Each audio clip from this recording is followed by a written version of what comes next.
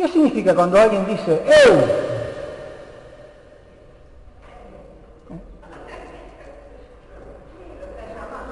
Está llamando. Ajá. ¿Marianela se fue? ¿No está? Bueno, vos, Nelly, que solo andás mucho por Brasil. Si en Brasil dicen ¡Eu! ¿Qué significa? Yo. Bueno, vieron que según donde estemos, tiene esas dos letras.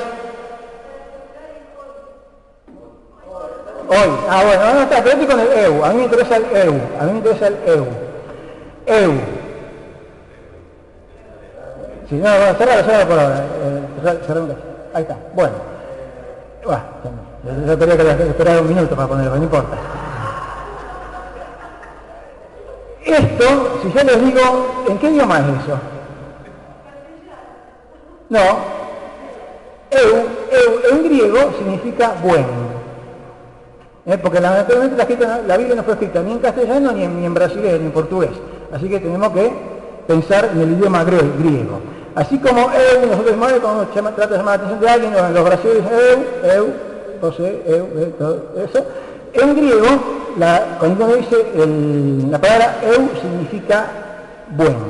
Y les quiero presentar otra palabra en griego, que es la palabra angelion. Angelion en griego significa mensaje. Una palabra que deriva de eso, por ejemplo, la palabra ángel.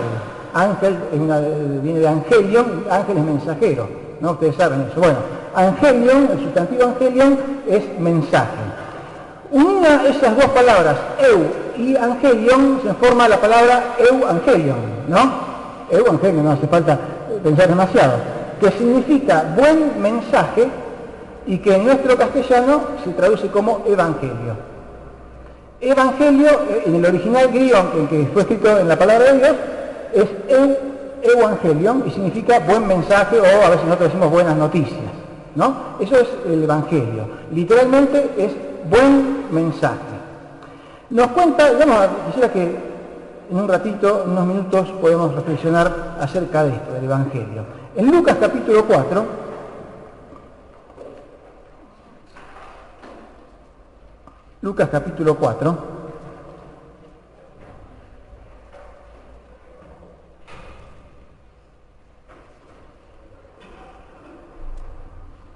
pero me fallaron Marianela y Ayrton. Yo digo, alguno de los dos iba a estar, pero no tuvo ninguno de los dos. Alguno de los brasileros.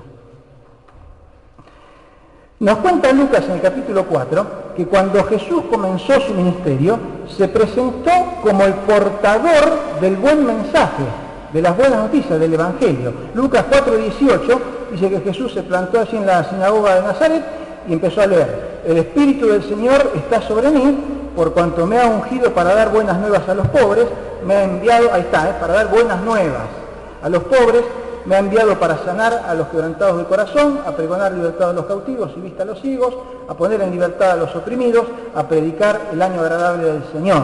Y enrollando el libro lo dio al ministro y se sentó, y los ojos de todos en la sinagoga estaban fijos en él, y comenzó a decirles: hoy se ha cumplido esta escritura delante de ustedes. Entonces Jesús, el portador del buen mensaje, del Evangelio, de las buenas nuevas. A partir de entonces, la palabra evangelio, euangelion, dirían los escritores bíblicos, se usa para designar, básicamente, vamos a decirlo de una manera muy simple, las enseñanzas de Jesús y la salvación por medio de la fe en él. ¿No? Básicamente, con evangelio significamos las enseñanzas de Jesús y la salvación por medio de la fe en él. Tal es así que el libro de Marcos comienza diciendo principio del evangelio de Jesucristo. Principio del evangelio de Jesucristo. El evangélico es quien ha creído y aceptado ese buen mensaje. Ese creer y aceptar el evangelio se inicia con la experiencia de la conversión, o del nuevo nacimiento, o del nacimiento espiritual, el cual es el comienzo de una nueva vida y de un nuevo estilo de vida. ¿Me van siguiendo, no? ¿Van siguiéndome? Ese nuevo estilo de esa nueva vida y ese estilo de vida generado por el obrar de Dios en esa persona, que se sustenta por las enseñanzas contenidas en la Biblia y que conlleva ciertos privilegios y responsabilidades. El ser evangélicos, conlleva ciertos privilegios y ciertas responsabilidades. Un testimonio o manifestación de la aceptación de esa nueva vida es el bautismo. Tenemos los 5 hermanos que dentro de 2 semanas se van a bautizar. Una forma de dar testimonio o manifestar que se aceptó esa nueva vida es el bautismo, y se espera que quien manifiesta haberse convertido y bautizado, no pensemos solamente en los 5 que están acá, sino pensemos en todos nosotros, o la mayoría de nosotros que hemos manifestado que nos hemos convertido y hemos aceptado al Señor, y muchos ya bautizados, se espera que quienes estén en esa condición se integren a una comunidad de fe local y vivan en forma personal y comunitaria los valores y principios del Evangelio, y se transforma a su vez en un portador del buen mensaje, en un transmisor del buen mensaje o del Evangelio. En nuestra iglesia nos denominamos evangélicos bautistas, porque dentro de identificándonos con determinadas doctrinas y prácticas específicas dentro del más amplio espectro de los evangélicos. Pero no vamos a hablar de eso, quizás más adelante podría ser. Una de las principales preocupaciones tanto de Jesús como de los apóstoles, padres de la Iglesia, fue mantener la esencia y la pureza de ese buen mensaje, de ese Evangelio.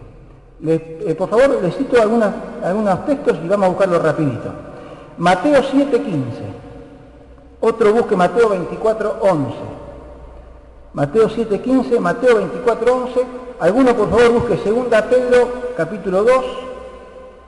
Versículos 1 y 2, y otro busque 1 Juan 4.1. 2 Pedro 2, 1 y 2, y 1 Juan 4.1. Las 2 primeras citas que son de Mateo son palabras de Jesús. Y después tenemos lo que escribe Pedro y lo que escribe Juan, que son 2 de sus discípulos de los más reconocidos. Mateo 7:15, ¿qué dijo Jesús ahí?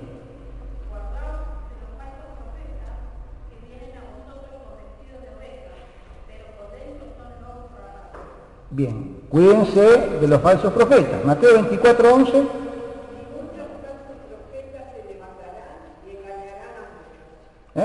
Palabra de Jesús. Guarda, porque muchos falsos profetas se levantarán y engañarán. 2 Pedro 2, 1 y 2.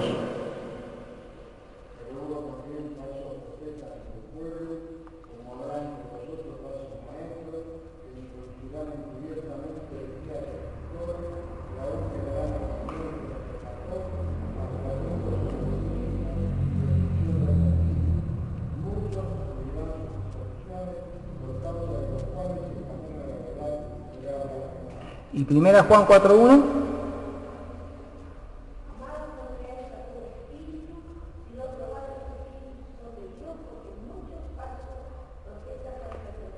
Muchos falsos profetas han salido por el mundo y están girando por ahí.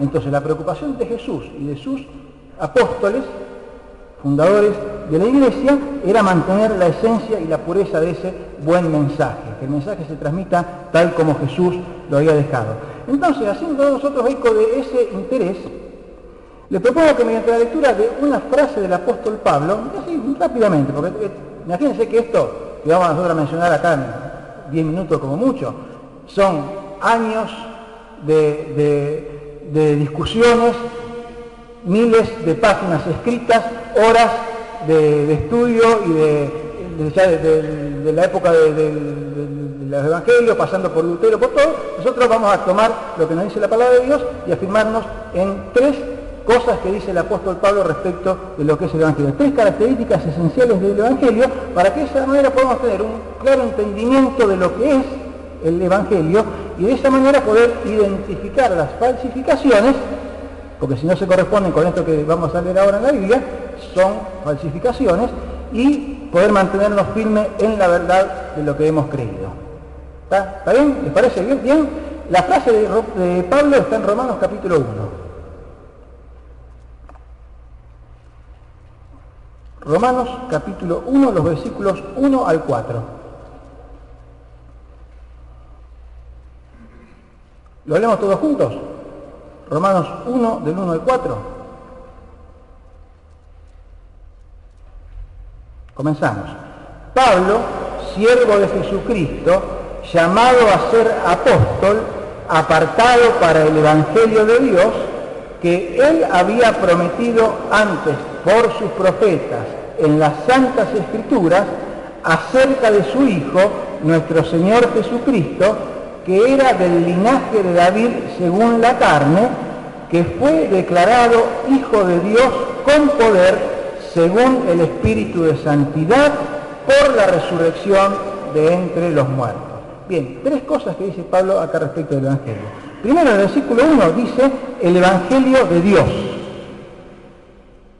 El Evangelio de Dios. Es decir, el Evangelio viene de Dios, es de Él.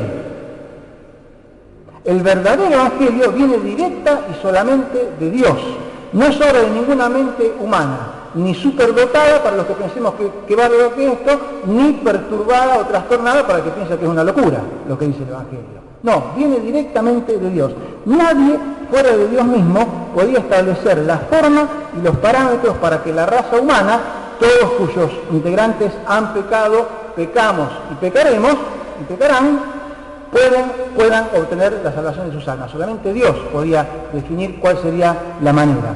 Cualquier persona que se arrogue el conocer, el presentar, el ofrecer, el revelar un camino de salvación que sea en algo distinto a lo que dice la palabra de Dios, está mintiendo, no está hablando del Evangelio de Dios. Ni José Smith de los mormones, ni Carlos Russell de los testigos de Jehová, ni Mary Baker Eddy de la ciencia cristiana, ni cualquier otro que pueda estar dando vuelta por ahí, que ya dice que han recibido revelación de cuál es el camino de llegar hacia Dios.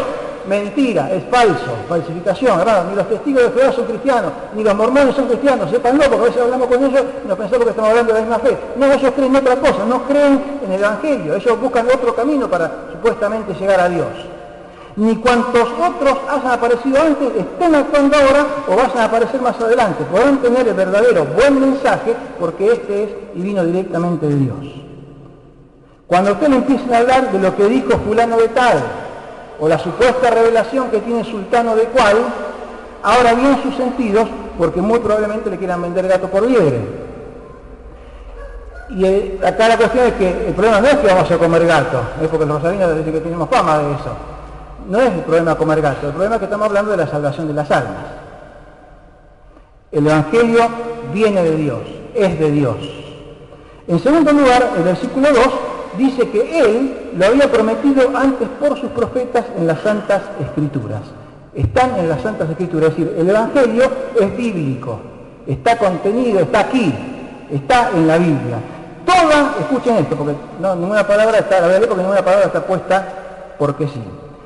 Toda la enseñanza necesaria y suficiente del buen mensaje o del Evangelio está contenida total y exclusivamente en la Biblia. Toda la enseñanza necesaria y suficiente del buen mensaje está contenida total y exclusivamente en la Biblia. Por supuesto que es bueno contar con libros y materiales auxiliares que nos ayuden a estudiar y a comprender lo que dice la Biblia, a interpretar lo que ella dice, pero no aquella que agrega cosas a lo que dice la Biblia.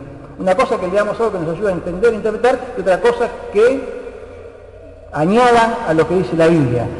Y en esto último incluyo el libro de Mormón, incluyo la Perla de Gran Precio, incluyo la traducción del Nuevo Mundo de la Sagrada Escritura, incluyo la Atalaya, incluyo el Heraldo de la Ciencia Cristiana, incluyo el Ciencia y Salud, y todas cuantas otras cosas estén dando vuelta por allí, añadiendo engaños y artificios a la enseñanza bíblica. Y también incluimos aquí a la tradición de la Iglesia Católica. Porque ustedes saben que la Iglesia Católica dice que está la Biblia y al lado, muchas veces por encima de la Biblia, la tradición. Dice la Iglesia Católica Apostólica Romana es infalible cuando, ellos dicen ellos, ¿no? Cuando enseña las verdades reveladas o las relacionadas con ellas necesarias para la comprensión, custodia y defensa de la misma revelación. Las fuentes de la revelación son la Sagrada Escritura y la tradición. Entonces, la tradición católica tampoco es palabra de Dios. No cabría aquí lo expresado por Jesús respecto de la tradición de los fariseos, Mateo 7, versículos 6 y 9. Mateo 7, versículos 6 al 9. Dijo Jesús: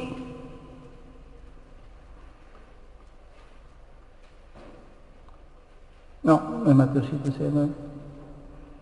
17, ¿será? Bueno, donde habla que invalidan la palabra de Dios, según uno lo busca, lo encuentra, me dice la cita y lo leemos. Donde habla que los fariseos invalidaban la ley de Dios privilegiando sus tradiciones.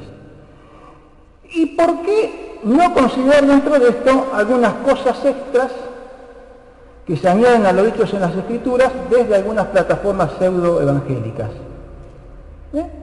¿Por qué no añadir dentro de este listado de cosas que no corresponden y que están fuera de lo que dice el Evangelio, algunas cositas que se añaden a lo dicho en las Escrituras desde algunas plataformas pseudo-evangélicas?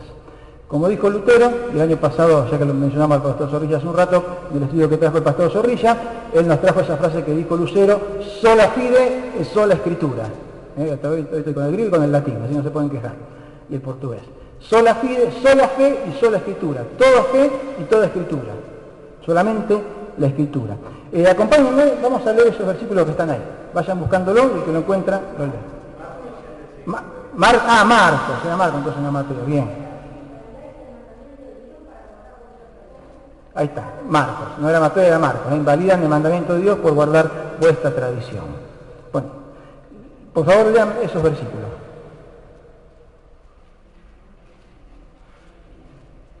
Romanos 10:17. Así que la fe es por el oír y el oír por la palabra de Dios. Bien, Juan 17:17.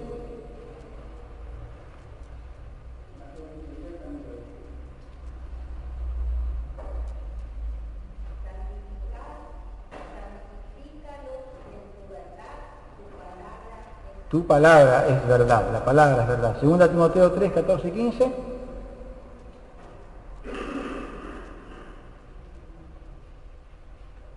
Está en lenteja, hermano. Vamos. Pero persiste tú en lo que has aprendido y te persuadiste, sabiendo de quién has aprendido, y que desde la niñez has sabido las sagradas escrituras, las cuales te pueden hacer sabio para la salvación por la fe que es en Cristo Jesús. Bien. Y Apocalipsis 22, 18.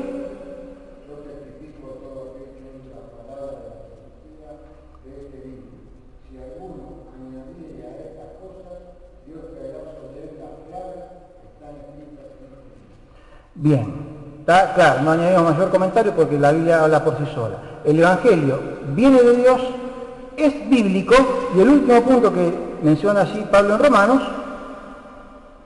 cuando habla, que dice en el versículo 3, acerca de su Hijo. El Evangelio es cristocéntrico.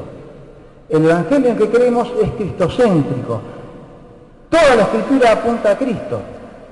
Juan 14:6, Jesús dijo: yo soy el camino y la verdad y la vida. Nadie viene al Padre si no es por mí. En Hechos, que está allí citado en el capítulo 4, versículo 12, está Pedro predicando y dice que no hay ningún otro nombre bajo el cielo dado a los hombres en que podamos ser salvos. Solo el nombre de Jesucristo. Y Colosenses 1, del 15 al 20, esto ya más o menos de memoria me lo sé, pero no tanto, dice: Él es la imagen, Jesús, ¿no? Jesús es la imagen del Dios invisible, el primogénito de toda creación, porque en Él fueron creadas todas las cosas, las que hay en los cielos y las que hay en la tierra, visibles e invisibles, tronos, dominios, principados, potestades, todo fue creado por medio de Él para Él, y Él es antes de todas las cosas, y todas las cosas en Jesús subsisten, y Él es la cabeza del cuerpo que es la iglesia, Él que es el principio, el primogénito de entre los muertos para que en todo tenga la preeminencia, por cuanto agradó al Padre que en Él habitase toda plenitud, y por medio de Él reconciliar todas las cosas, así las que están en la tierra como las que están en los cielos, haciendo la paz mediante la sangre de su cruz. Por decirlo de alguna manera enfática, no existiría el Evangelio si no existiera Jesucristo. Porque el Evangelio es la buena noticia, el buen mensaje de que de tal manera amó Dios al mundo que ha enviado a su Hijo unigénito, para que todo aquel que en Él cree no se pierda, mas tenga vida eterna. Ese es el mensaje del Evangelio. Pero atención, no es solamente mencionar a Jesucristo. No es mencionar a Jesucristo. Porque ahora hasta los testigos de Jehová mencionan a Jesucristo. ¿Vieron cómo cambiaron la estrategia, no? Hasta los musulmanes consideran a Jesús un buen profeta. Hasta los brasileros de la Iglesia Universal dicen Jesucristo es el Señor y predican cualquier cosa. No es mencionar a Jesucristo, porque muchos lo mencionan. El verdadero es Cristo el centro del mensaje, porque es el centro de la Biblia. El verdadero evangelio, y esto es lo último que vamos a mencionar, en relación a que es cristocéntrico, es que menciona que Jesús fue hecho hombre, como leímos así en Romanos, acerca de su Hijo, nuestro Señor Jesucristo, que era del linaje de David según la carne, es decir, fue hombre, fue 100% hombre, fue un ser humano, con todas las características y condiciones, salvo que no pecó, y, dice el versículo 4, fue declarado Hijo de Dios con poder, según el Espíritu de Santidad, por la resurrección de entre los muertos. Es decir, fue hombre, se hizo hombre en determinado momento de la historia, y es Dios. Eso es lo que dice el Evangelio. Jesús es Dios, fue, es y será Dios por la eternidad, y en determinado momento se hizo hombre, uno igual que nosotros, y en esa condición Él murió para expiar nuestros pecados, porque esa es la única forma que había, porque es lo que Dios había establecido. Entonces no es solamente mencionar a Jesucristo, sino reconocer que Jesucristo fue hombre, y fue, es y será Dios. Y en esa condición de hombre, como dice allí en Filipenses capítulo 2, que en esa condición de hombre se humilló y se entregó a la muerte hasta que después Dios le resucitó y le exaltó hasta lo sumo y le dio un nombre que es sobre todo nombre. Todo hombre y todo Dios. Voy a leer allí en 1 Juan, capítulo 4, versículos 2 y 3, donde dice al respecto: en esto conocer el Espíritu de Dios. Todo espíritu que confiesa que Jesucristo ha venido en carne es de Dios. Y todo espíritu que no confiesa que Jesucristo ha venido en carne no es de Dios. Y este es el espíritu del anticristo, Y el versículo 5, capítulo 5, del versículo 5 dice: ¿quién es el que vence al mundo sino el que cree que Jesús es el Hijo de Dios? Entonces, confesar que Jesús ha venido en carne y confesar que Jesús es el Hijo de Dios. Viene de Dios, es bíblico, está en la Biblia, que es la palabra de Dios, y es cristocéntrico. Conclusión. ¿Están los otros textos? Conclusión. Esto vamos a leerlo todos juntos y con esto terminamos. Gálatas capítulo 1. Gálatas capítulo 1. Versículos 8 y 9.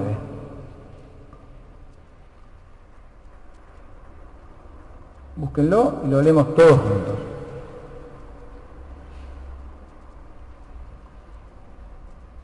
Gálatas 1, 8 y 9 dice así: mas si aún nosotros, o un ángel del cielo, os anunciare otro evangelio diferente del que os hemos anunciado, sea anatema. Como antes hemos dicho, también ahora lo repito: si alguno os predica diferente evangelio del que habéis recibido, sea anatema, es decir, sea maldito parte de Dios por presentar un evangelio distinto, que no sea bíblico, que no venga de Dios y que no sea cristocéntrico. Y finalmente, Filipenses capítulo 1, también lo vamos a leer todos juntos, versículos 27 y 28. Nosotros nos decimos evangélicos, somos portadores del buen mensaje. Bueno, esto es para nosotros. Filipenses 1, 27 y 28.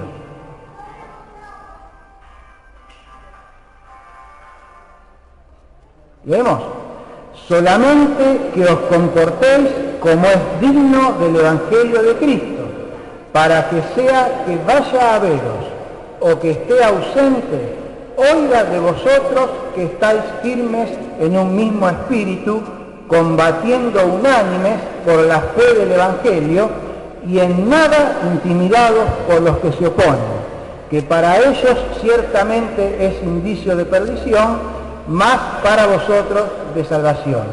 Y esto de Dios. Hermanos, que el Señor nos bendiga, y que, como dice allí, contendamos, lo dice en otro pasaje, que acá dice compartamos, nos comportemos como es digno del Evangelio, combatamos ardientemente por la fe, como dice también el apóstol en otro lugar. Que el Señor nos bendiga y que como iglesia y como hijos de Dios lo practiquemos de esta manera.